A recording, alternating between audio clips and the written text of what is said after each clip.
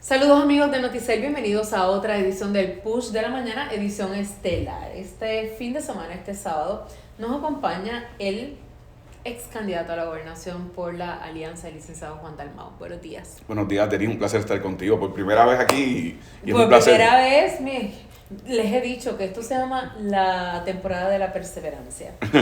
Sí, se me han dado en esta ocasión.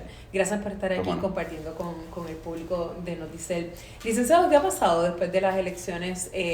No a nivel político, de ahí vamos a llegar, sino a nivel personal. O sea, pasó este día de la elección en que usted hace historia, que tumba a un Partido Popular Democrático por primera vez en la historia a un tercer lugar y coloca un movimiento en una especie de, no lo quisiera decir así, pero es de casi ganador.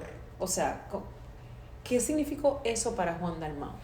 Bueno, mira, a mí me tomó tiempo digerirlo, ¿verdad? Porque aunque había unas grandes expectativas con respecto al resultado, siempre en una elección puede ocurrir cualquier cosa. Claro. Y particularmente en la última etapa de la elección, no solamente yo tuve que enfrentar la situación de salud de mi esposa Grisel, que eso obligó que yo hiciera una pausa en el momento de mayor intensidad de la campaña, pero además fue el periodo de mayores ataques que hicieron contra mi persona. Y por lo tanto uno siempre tiene la duda que puede pasar. Sin embargo, como señala, el resultado fue inédito, histórico. Así que luego de ese proceso electoral, bueno, primero pues estar con la familia, en términos personales.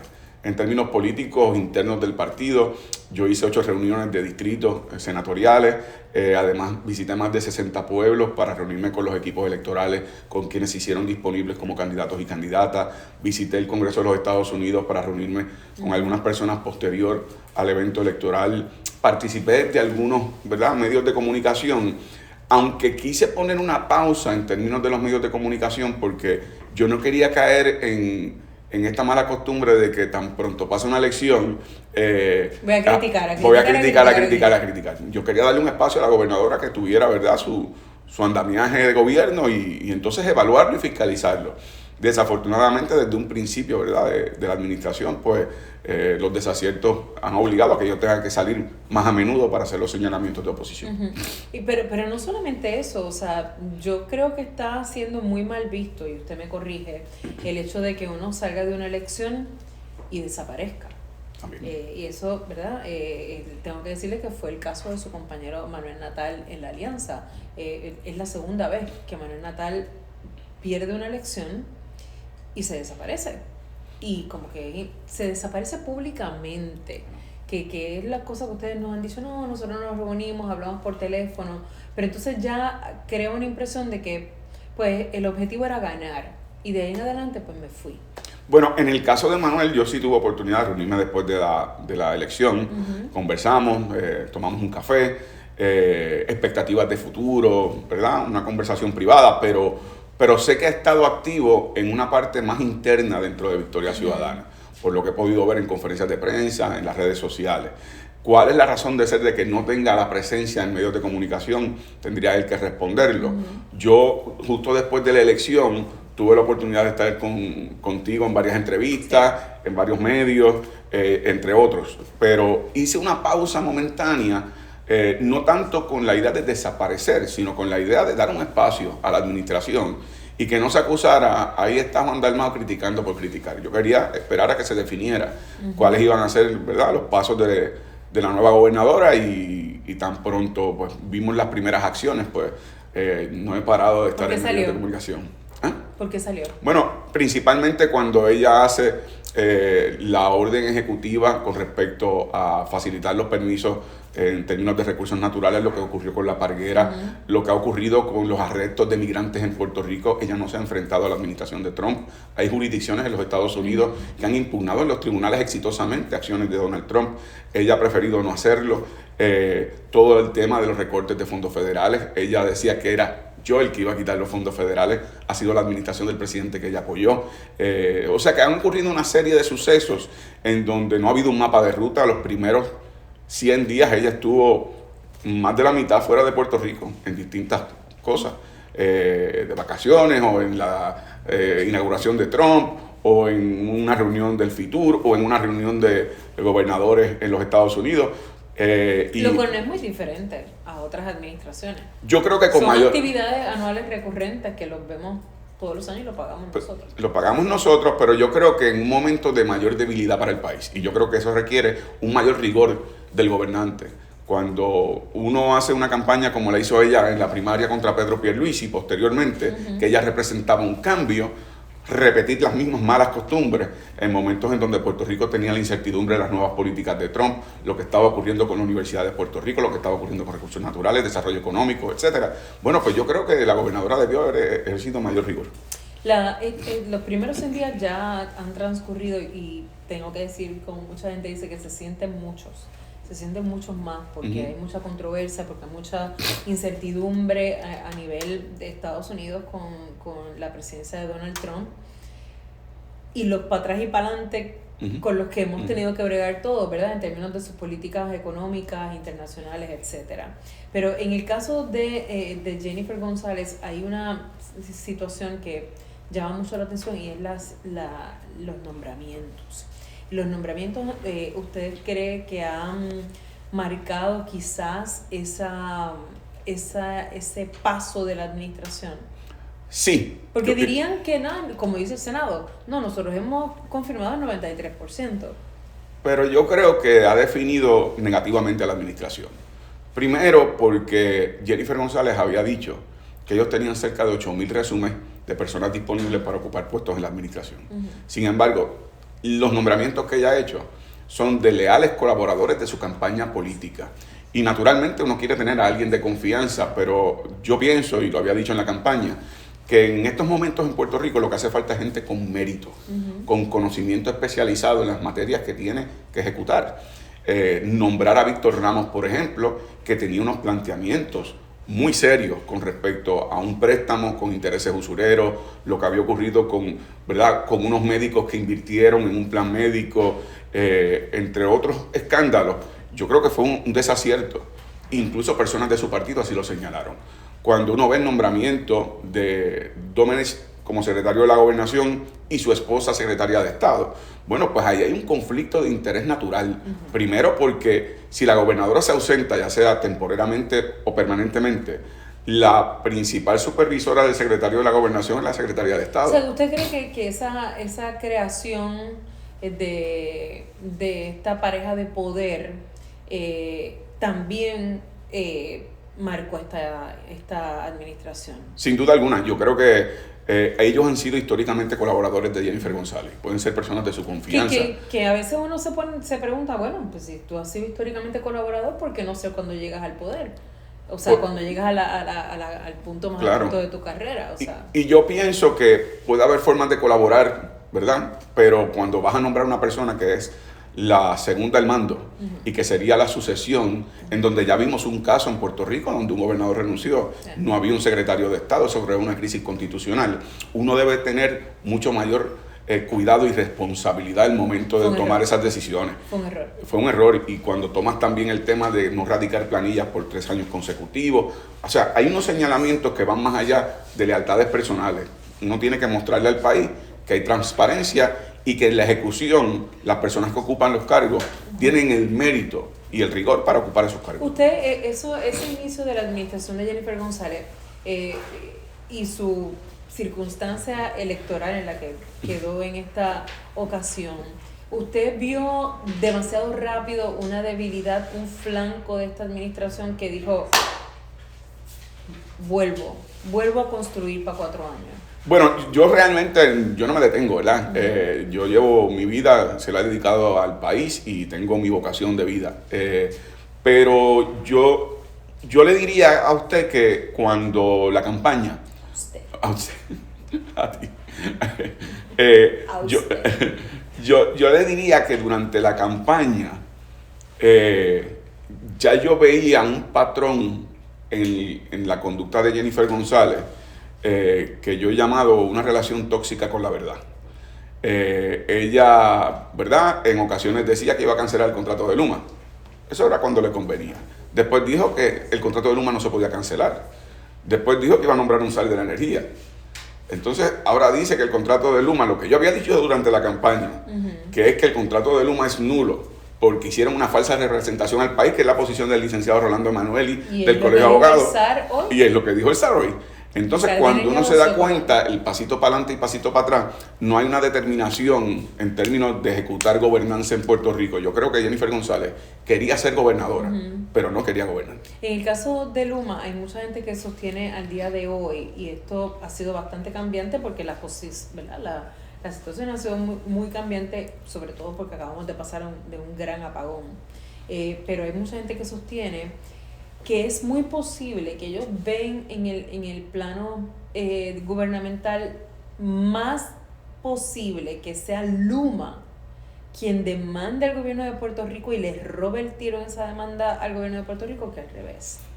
Bueno, que posiblemente ellos ya están más preparados para demostrar que es el gobierno de Puerto Rico que ha incumplido con ellos que lo contrario. Por eso es que el planteamiento que se ha hecho por abogados y conocedores del tema es que hay que plantear la nulidad del contrato, no solamente el incumplimiento del contrato. Los contratos no pueden ser contrarios a la ley, al orden público ni a la moral. Y no puede ser tampoco que tú y yo lleguemos a un entendido contractual en donde tú firmas ese contrato bajo engaño.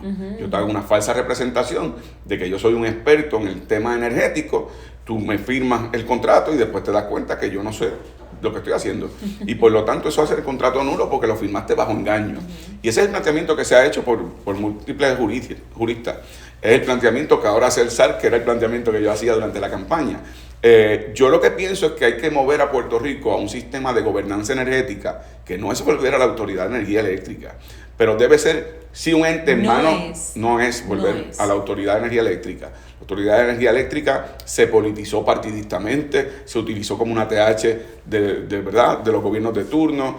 Yo creo que hay que tener un modelo de gobernanza, sí, en manos del pueblo de Puerto Rico, pero que ese ente esté compuesto por expertos de la energía. ¿Y qué modelo nos queda si no es la privatización? Bueno, el modelo es el que se ha planteado y el que yo planteé también en el pasado, es crear un nuevo ente en donde el pueblo de Puerto Rico tenga control de su sistema energético, pero quienes formen parte de la Junta de Gobernanza sean los actores de la energía en Puerto Rico. Eso es una cooperativa. Eso es una cooperativa. Bueno, no sé si una cosa tan grande... realmente en el tema energético, el modelo de cooperativa se ha planteado más por microredes o, ¿verdad?, administraciones más en parcelas. Pero lo que yo me refiero no es un sistema de gobernanza donde profesores del recinto universitario de Mayagüez, donde personas que pertenecen a organizaciones sin fines de lucro, como Queremos Sol, lo que son abogados, economistas, los que son actores académicos, lo que tiene que ver, por ejemplo, hospitales, desarrollo económico, desarrollo industrial, que estén representados en esa junta y pueda haber un mutuo balance de fiscalización y que no sea un partido político el que controle el sistema energético en el país o un ente privado que lo que hemos visto es que ha fracasado. Quiero volver a los nombramientos. O sea, a estas alturas de la administración todavía no tenemos el poder constitucional, o sea, la jerarquía constitucional debidamente constituida. Hoy mismo, si pasara algo, que Dios no lo quiera, a la gobernadora de Puerto Rico, quien sería el gobernador de Puerto Rico sería el secretario de Hacienda, porque es la única persona confirmada dentro del gabinete en esa estructura. ¿Eso de alguna manera afecta algo o se puede vivir así? No, yo creo que afecta porque le da incertidumbre a un modelo de gobierno que debe mostrar estabilidad, particularmente por los retos económicos que tenemos, porque estamos tratando de traer inversión a Puerto Rico. Las personas que invierten en Puerto Rico quieren ver que hay un modelo estable. Los que quieren en Puerto Rico crear sus propios negocios también quieren una estabilidad. El hecho de que la gobernadora, si faltara, ¿verdad?, Dios no lo quiera, pero si faltara en términos de que hubiese... Sí, nadie pensaba que Ricky no se iba a faltar. Pero si hubiese una ausencia permanente, no tendría la sucesión ni de una secretaria de Estado ni de la Secretaría de Justicia. Y sin embargo, fíjate que son los dos nombramientos, salvo el de salud, que más escándalos han surgido públicamente. En el caso de la Secretaría de Justicia se ha planteado que uno de sus escoltas fue a pedir información sobre testigos que estaban compareciendo al Senado para dar testimonio en contra de su nombramiento, que ha habido movilización de fiscales penalizándolos por haber hecho planteamientos ante el Senado de Puerto Rico. Lo de la licenciada Ferrayoli, que el planteamiento era el conflicto de interés, no radicar planillas, etcétera. Que la gobernadora no tuviera a su alrededor un grupo de personas que hicieran un examen más riguroso de esos nombramientos, bueno, pues lo que demuestra es que, no quiero ser repetitivo, pero ella quería ser gobernadora, pero no quería gobernar. No tiene una estructura, que es lo que tú planteas. Si tú no lo tienes a nivel constitucional, es que no la tienes tampoco a nivel de tu grupo más íntimo de trabajo. Vamos a política, full. Hubo un momento dentro de la campaña pasada que usted dijo, voy a ganar. Mira, Denise, te estoy diciendo que voy a ganar. Mira, yo no suelo pensar así. Yo me fajo, trabajo, hacemos nuestro diseño, yo compito para ganar. Y por lo tanto, en todo momento era un norte definido. Pero no quiero tampoco sonar ingenuo ante lo que es la realidad de la cultura política puertorriqueña y las dificultades que representa el hecho de que por primera vez en la historia había una alianza de dos partidos distintos, donde había que votar por candidaturas. Eso es un reto que, aunque ha habido un cambio y ha habido un adelanto en eso, era un gran reto. Pero no es absurdo lo que yo le estoy planteando. No. Porque gente que es históricamente bipartita, pro bipartidismo o fanáticos, llegaron a plantear, Juan Dalmau puede ganar. Sí. Y esto, yo creo que esto fue lo que asustó a mucha gente también, ¿verdad? Es la realidad, ahí fue que empezó el discurso del miedo, claro. Y de que mañana se comía, qué sé yo, una chuleta en vez de 3. Mira, yo te voy a decir algo. A mí me impactó, no te voy a decir que en ese momento dije voy a ganar, pero a mí me impactó mucho el cierre de campaña. Fueron 50,000 personas. Es la movilización más contundente que se ha hecho en cierre de campaña en tiempos modernos. El ambiente que había, el ambiente de esperanza. Allí hubo un momento dado que no hubo oficiales de la policía y teníamos cerca de 50 guardias de seguridad para 50,000 personas. Y allí no ocurrió un solo incidente, salvo, ¿verdad? Pues alguna gente por bajones de azúcar, un desmayo, pero se ayudaban entre ellos y no hubo mayores consecuencias. Mala palabra en el escenario, pero... Sí, no, bueno. Pero lo que quiero decir es que en ese momento yo dije, este es otro país, y en efecto, pues el resultado electoral así demostró. Mucha gente se me acerca y me dice eso que tú me acabas de decir.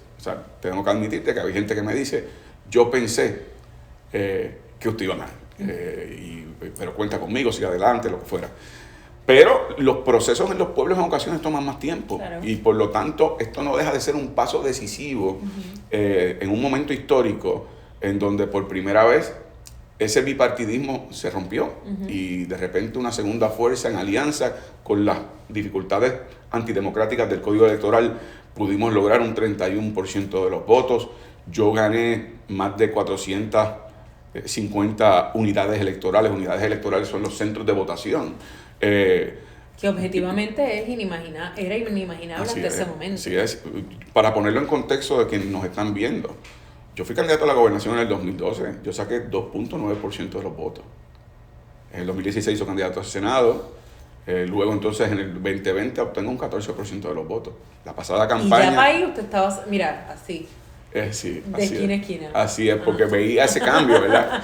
Y en la pasada elección, un 31% de los votos. Después del escrutinio, el día de la elección, yo saco 33% de los votos. Obviamente después entran los votos adelantados, que hubo unas irregularidades, etc. Así que se logró algo extraordinario en la alianza. Obviamente tenemos que aprender también de las lecciones. Y en eso yo he dicho que la alianza tiene que fortalecerse, ampliarse, no solamente entre el PIB y Victoria Ciudadana, hay otros sectores que pueden aportar. Así que esa es la faena en donde estamos. Su candidatura no se nutrió solamente de la alianza oficial, de la alianza Movimiento Victoria Ciudadana y el PIB, no su victoria, pero ¿verdad? Su %. ¿Usted a qué apuesta? ¿A una alianza más amplia, que pueda trabajar una real inclusión, porque mucha gente lo que dice es que mira, es que de verdad son independentistas. Y la realidad es que hay muchos estadistas que resienten eso. Sí, pero sin embargo, populares. Mi experiencia fue, yo soy el único candidato que puede decir que el apoyo que yo tuve a la gobernación no responde a una tribu político partidista. Sí. Lo que tú señalas es absolutamente correcto. Yo tuve votos de personas que son estadistas, no se sentían representados por el PNP o su liderato, por personas del Partido Popular, al punto que llegó en segundo lugar, personas no afiliadas, nuevos electores. En el demográfico de los más jóvenes, yo obtengo 47% de los votos. Yo logré en municipios, no solamente, ¿verdad?, urbanos como San Juan, pero en Gurabo, Hormiguero. Sí, decían que usted no pasaba del peaje. No pasaba del peaje, pues pasé del peaje y mucho más. Gané Cabo Rojo, gané Hormiguero, gané Mayagüez. Y gané parte de la montaña, gané en Ay Bonito, Calley, Sidra, de nuevo Gurabo, mi pueblo, Caguas. O sea que se lograron unos avances importantes. Yo comprendo que haya personas que después de la elección, por la esperanza que se creó, hayan sentido un grado de frustración porque no fue el resultado, ¿verdad?, predilecto. Pero no podemos por eso minimizar el enorme avance que se logró y por eso tenemos que construir sobre eso. ¿Y piensan seguir construyendo sobre la derrota del Partido Popular? Bueno, mira, el Partido Popular tiene varios problemas que no tienen que ver con quién sea su candidato. El primer problema es el colapso de su modelo político de estatus. El Estado Libre Asociado, que llegó a ser en un momento dado su punta de lanza, luego de la ley promesa, el caso de Sánchez Valle, Aurelius, etcétera, quedó hecho polvo y paja. Y en segundo lugar, es un liderato de ese partido que se alejó también de su filosofía de justicia social. Cuando yo leo recientemente una entrevista de Pablo José Hernández, en donde básicamente lo que está diciendo es que él va a hacer un borrador de refundación para después hacer en el 2028 al 2032 una definición del ELA, que es la moción de posposición de siempre. Bueno, pues uno nota que no hay un liderato definido para dar los pasos que necesita Puerto Rico. Ese resurgimiento del PPD no lo ve encaminado con Pablo José. No lo veo así. De hecho, el que se plantee la refundación del Partido Popular, la premisa inarticulada es que tú tienes que refundar algo porque se vino al suelo. Y por lo tanto, es una admisión de parte de que ese proyecto político, como partido, le dio la espalda a su electorado histórico. Yo vengo de familia que es del Partido Popular y yo he visto cómo ha habido una transformación, porque sienten que el liderato del Partido Popular se ha enfocado más en parecerse al liderato del PNP que a tener identidad propia. Y yo creo que ha pagado el precio de eso. Yo pienso que un poco lo que deja atrás al PPD es como que esa inconsistencia en lo que significa el ELA, ¿verdad? En lo que porque los estadistas son estadistas y la estadidad es una, aunque la quieran pintar más jíbara o más puertorriqueña que otra, y la independencia es lo que es. ¿Usted no cree que quizás el debate del estatus, aunque numéricamente se siga diciendo que se vota a favor de la estadidad, puede pasar lo mismo con su candidatura hacia el estatus? Porque hay un grupo de estadistas que muy claramente han dicho, mira, dado el caso que no nos den la estadidad, mi alternativa es la independencia. Mira, yo pienso que ha habido un crecimiento en el electorado puertorriqueño de conciencia, en donde en las elecciones generales se escoge quién va a gobernar a Puerto Rico, quién viene a limpiar la casa y quién viene, ¿verdad?, a atender los problemas del país. Al mismo tiempo, yo he planteado que tengo un compromiso con la descolonización de Puerto Rico, que yo no vengo a imponer mi preferencia de estatus. Yo soy independentista, pero no vengo a imponerlo. Yo creo que el proceso tiene que ser uno democrático, uno participativo. Creo una asamblea de estatus o algo similar que represente la, ¿verdad?, voluntad del pueblo de Puerto Rico y que nos sentemos junto al Congreso, los distintos sectores, los estadistas, los de la Libre Asociación, los independentistas, que eso permita que el Congreso pueda hablar sobre viabilidad, responsabilidades, consecuencias, transición de cada una de las opciones y los puertorriqueños luego podamos escoger con conocimiento de causa. ¿Puede usted combatir ese discurso que muchos le llaman miedo, otros le llaman realidad? porque la realidad fue que cuando usted estaba en su punto máximo en esa aspiración, que empezaron los anuncios a decir que esto es Maduro, mañana se come, tú sabes, en el piso, sin servilleta, eso tuvo un impacto. Sí, pero yo creo que el impacto que tuvo no fue restar apoyo a mi candidatura. Uh-huh.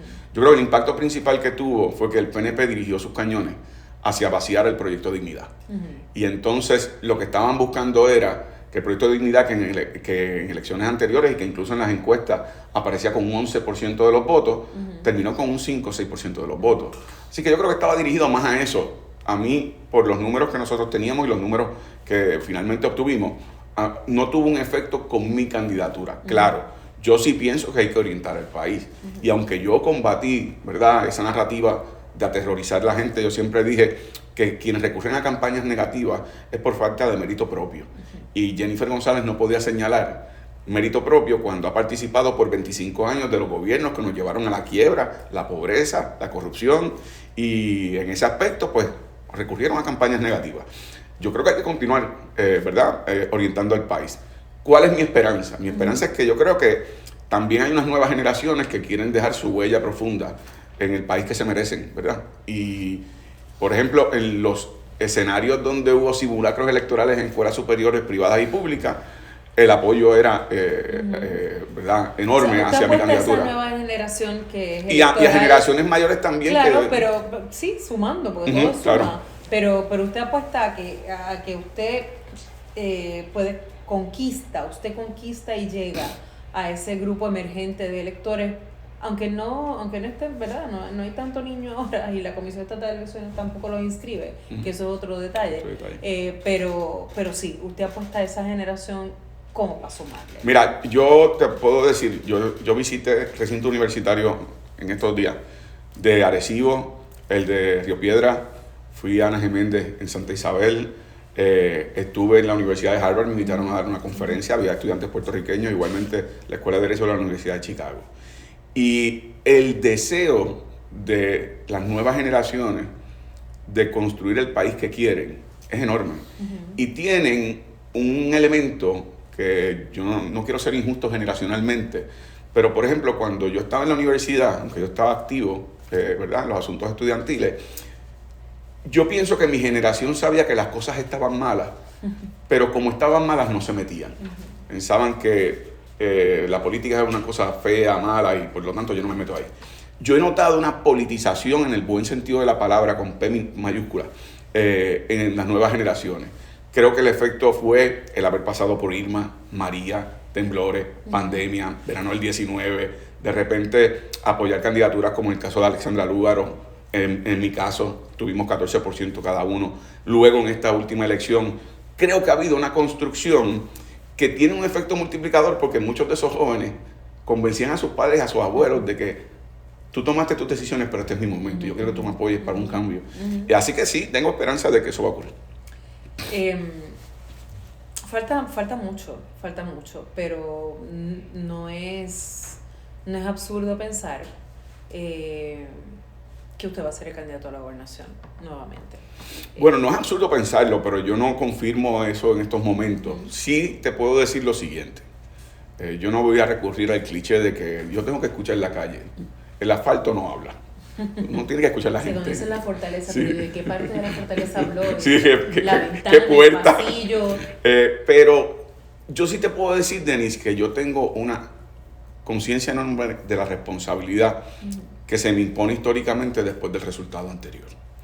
Y yo no voy a rehuir asumir esa responsabilidad. ¿Qué puede ocurrir, verdad?, en este próximo año y medio, 2 años? Eso el tiempo dirá. Pero tengo esa conciencia de esa responsabilidad, porque este país fue generoso conmigo. Uh-huh. Fue generoso conmigo en lo personal, en los procesos más difíciles que yo he tenido con mi familia, ¿verdad?, Gabriel, mi hijo, con mi esposa. Y fueron generosos, me dieron sus oraciones, me dieron su apoyo, solidaridad. Y también fueron generosos al darme su apoyo, como no se había dado nunca a un candidato independentista. Y por lo tanto yo tengo que honrar eso también. Así que en su momento se harán sus anuncios, pero tengo esa conciencia. Pero lo está trabajando. pero estoy trabajando día a día. Estoy trabajando para organizar el partido, visitar las universidades, las escuelas superiores. Estoy trabajando, ¿verdad?, para comunicarme con el país, servir de oposición y fiscalización a este gobierno. Activo en redes, o sea, como que la gobernadora habla y Dalmau tiene un TikTok, casi como en 5 segundos. Sí, tenemos un buen equipo de trabajo. O sea, es que obviamente están buscando traerle las incongruencias quizás sí, mira, o los desaciertos de una manera más rápida. Yo te puedo decir que la experiencia que tuvimos en la campaña, nosotros pudimos balancear más o menos lo que era la desproporción de fuerzas económicas que tenía Jennifer González, a la que nosotros, ¿verdad?, no teníamos. No solamente Jennifer González recogió cerca de $15 millones en contribuciones. Hubo un super PAC que recogió $5 millones para hacer campaña por ella contra mí. Además tenía programas de chisme, de verdad, que todos los días estaban haciendo campaña en contra mía. Así que nosotros pudimos ser efectivos utilizando redes sociales. Y yo creo que eso marcó ¿verdad?, un antes y después, en donde ahora la creatividad facilita la comunicación con múltiples personas, que es algo más inmediato, es algo que no cuesta, es algo que te permite ser creativo y poder llamar más la atención, y por lo tanto es algo que estamos haciendo como parte del proceso de fiscalización. Ahora bien, ojo al PPD, las conferencias de los domingos son un desastre. Eso ya no funciona. 1962. Eso es política vieja. Eso es cuando yo empecé los domingos, la gente hablaba para estar en la portada del otro día. El problema es que ya la portada es ahora, es en 2 minutos. Y como que no acaban de entender que eso es como un asunto, esto es un consejo gratuito, es viejo, es una alternativa totalmente inefectiva. Yo no le voy a dar consejo. No me vas a suscribir. No te voy a suscribir, sigan haciendo lo que están haciendo, van bien. No, pero la verdad es que tienes razón en que la transformación de la información y cómo se comunica no es ¿verdad?, de cuando había 2 periódicos y tú esperas el impreso y lo buscabas temprano. Claro. Tú no puedes stick to it. Y además te resulta tardío. Hay momentos en donde tú tienes que reaccionar al momento, y la noticia es el momento, y muchos medios convencionales, por decirles de algún modo, toman de redes sociales información y luego la publican. Pero sigan haciendo lo que están haciendo. Que le va bien. Pero te iba a decir algo más. Lo de las redes sociales también, por lo que yo he aprendido, lo poco que he aprendido, puede tener también sus dificultades. ¿Cómo qué? Como por ejemplo, cuando una pareja se entrevista mutuamente y en el contenido... Sí, como esto suele pasar todos los días, no sabemos de qué. No sé quién me puedo estar refiriendo, pero el contenido puede ser contraproducente. No basta estar en las redes sociales. Tú tienes que tener un contenido que esté a la altura de... Uno puede tener sentido del humor, pero tiene que estar a la altura también de tu cargo. ¿Usted vio todo el podcast? No lo vi completo. ¿No? No. Mi estómago es frágil. pero no lo vi completo. Vi unos cortes. ¿Le pareció inadecuado? A mí me pareció inadecuado. Me pareció que no era el... Pero una pareja tiene derecho como que a sí, derecho tienen. Lo que no tienen es fuerza moral. Porque cuando tú estás gobernando un país, tú cambias de estación. Tú cambiaste de una campaña política en donde tú puedes tener unos encuentros más joviales a de repente ser la gobernadora de todos los puertorriqueños, no de un solo partido, o de una faena mediática. Y por lo tanto yo creo que fue inapropiado. Y el momento. Y particularmente... El momento en que Verónica Ferrayoli nadaba las olas. Así es. Aquellas turbulentas del Senado. El mismo día que estaba en la vista pública en el Senado. ¿A propósito? Yo pienso que sí. Yo pienso que sí, porque cerca de la gobernadora hay personas que han estado más en el mundo del entretenimiento que en el mundo de la política pública. Y tú sabes que eso son 2 cosas distintas. Y por lo tanto yo creo que ha habido en la gobernación de Jennifer González mucho de reality show, de estos espectáculos de realidad, pero que realmente tienen su libreto. Y francamente pues se ha dedicado a eso. Lo que pasa es que Dalmau, ahí le tengo que decir que le guste o no le guste, los reality tienen un rating. Sí, lo que pasa es que no se gobierna así. Y de eso se le ha acusado a ella siempre y ha llegado a donde ha llegado. Pero no se gobierna así.